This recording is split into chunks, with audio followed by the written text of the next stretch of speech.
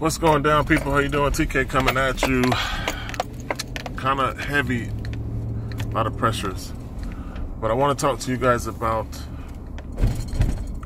the contracts. So, everything that we do, express, implied, or conceptually, is through a contract.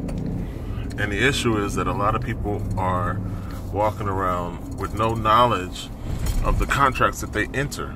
So that's a conceptual. And the reality is that corporations are managed by laws, but human beings are not. So if human beings are sovereign and not managed by laws that only apply to corporations, how is it that they have jurisdiction over you? Because there's an implied and a conceptual contract that you don't revoke. And in most cases, the first question that a corporation asks you is, do you stand under their authority, and are you willing to enter a contract? So, in terms of being sovereign, those are the first two questions you're asked, and those are the two answers that you need to give, or the answers both need to be no. I don't stand under your authority, and I don't wish to enter any contracts.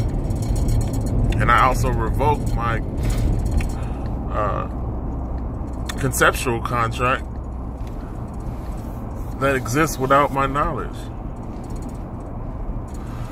So a lot of people are just completely happy and fine with being a sheep in the matrix. They say, well, the sheep herder is good to me. Why would I want to stop being a sheep?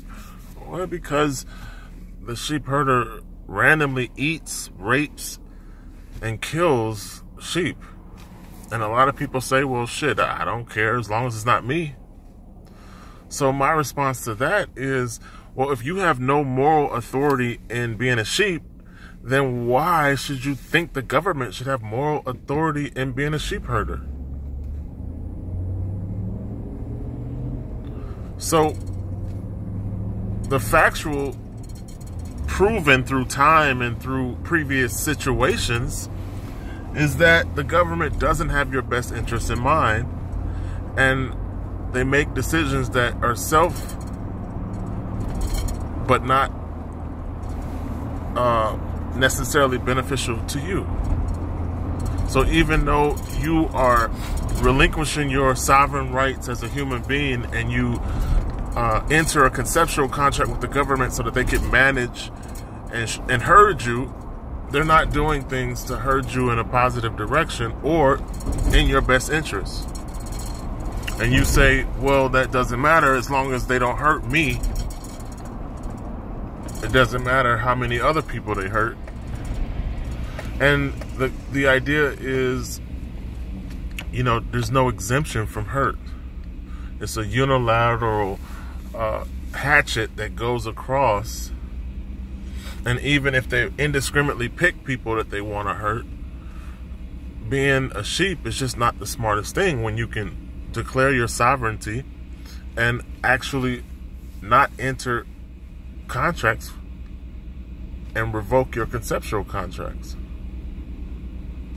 So, just a suggestion, whatever, stay asleep, enjoy being a sheep, run around the matrix and deal with the oppressive nature in which they continue to impose control measures on you and restrictions within, you know, your lane.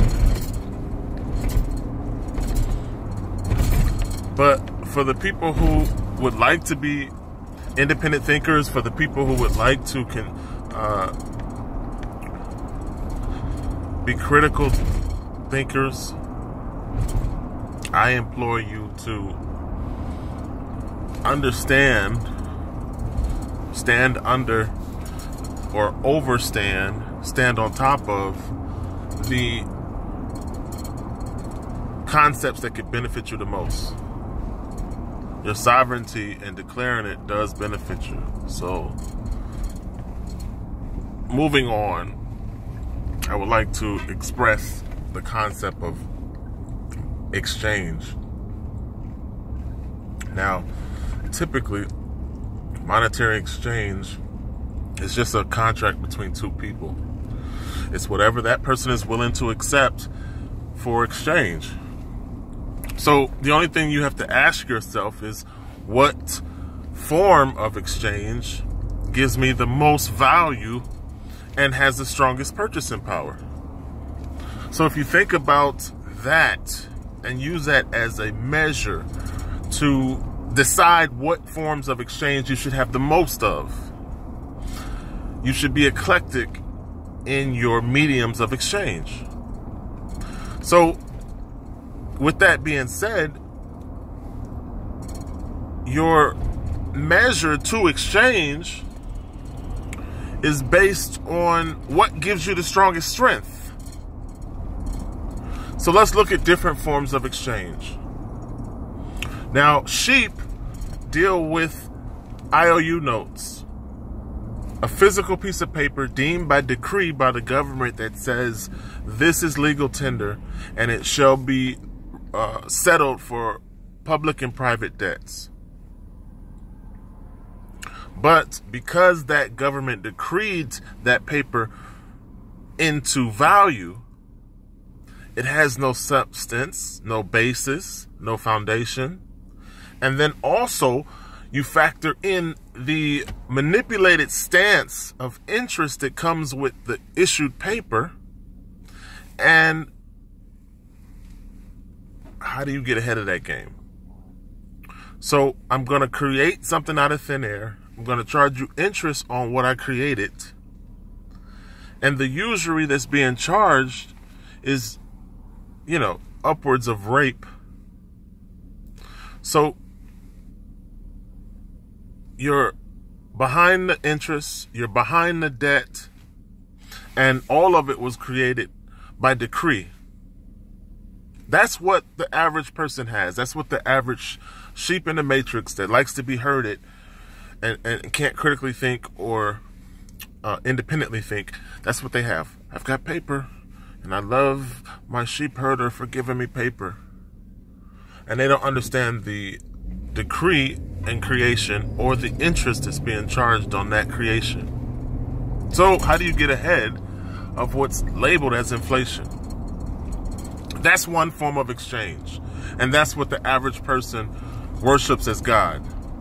Meaning that they feel like there's no higher form of exchange than made up paper with interest charged on that makeup.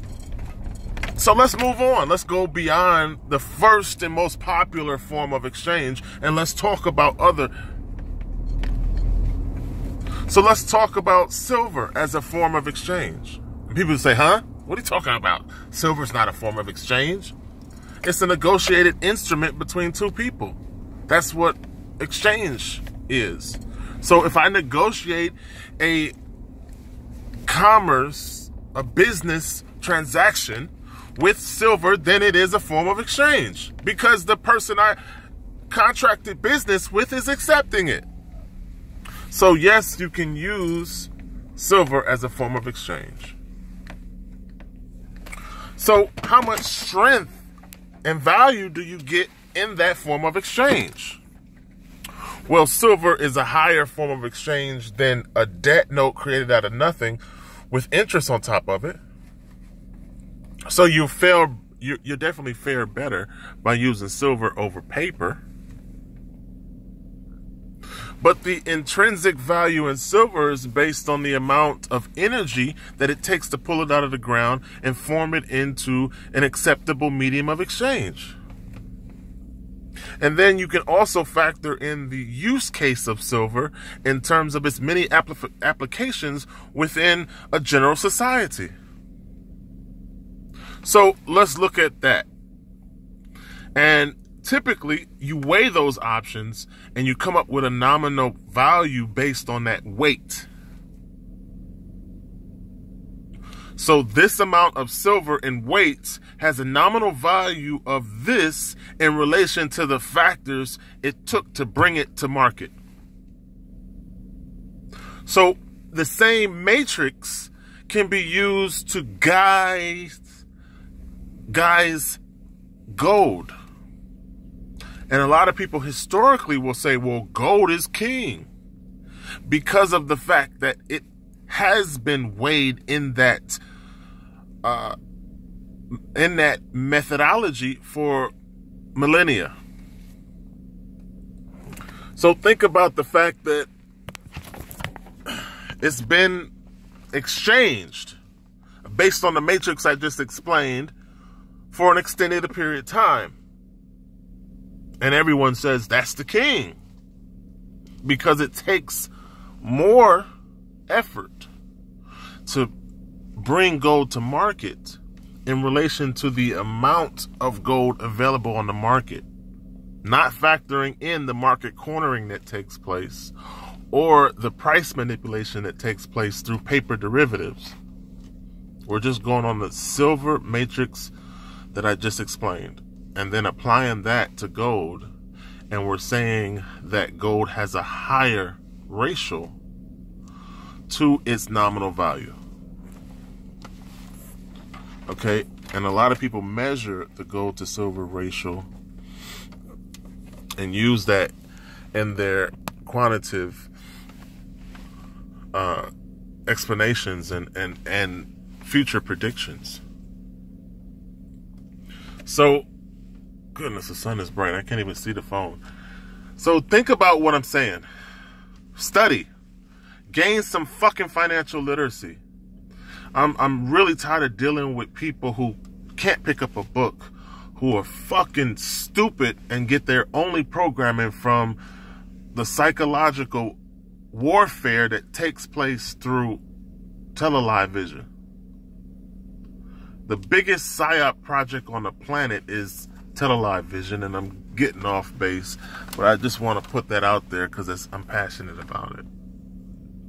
So you have fiat currency that deemed by decree by government, and that's one form of exchange. Then we talked about silver being a second form of exchange, and we talked about gold in relation to silver being another form of exchange. But what about the 21st century advent of computer technology and how computer technology has been applied to currency, and how the evolution of money has now stepped into the digital world, where a comparison in fiat is 9 out of every $10 don't exist in physical form. They exist on a computer. And a lot, if not all, of the physical money multipliers take place through a computer. The fractional reserve banking process and the money multiplication happens within mathematics on a computer. So the advent of technology has advanced or evolved money to the point where now you have another medium of exchange, and that is digital currency.